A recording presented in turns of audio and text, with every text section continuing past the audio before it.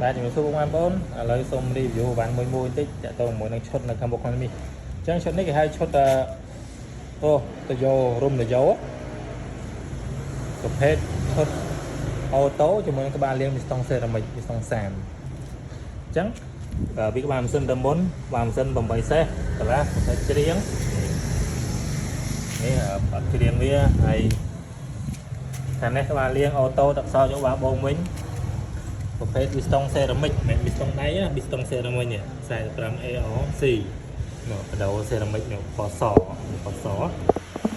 អានេះមានគីឡូដាក់ខាងចូលទេណាទៅយកបាញ់ចេញចំនួន3ខាងលើ2ក្រោម1នេះតែនីលកាមួយទៀតហើយគាត់រុំជាមួយនឹងទៅយកអង្គរ៉ា50ម៉ែត្រនេះអង្គរ៉ា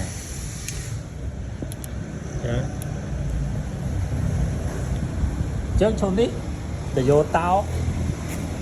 ក្បាលម៉ាស៊ីនតោជាមួយនឹងក្បាលបូមតោនេះតោដល់មួយឈុតបង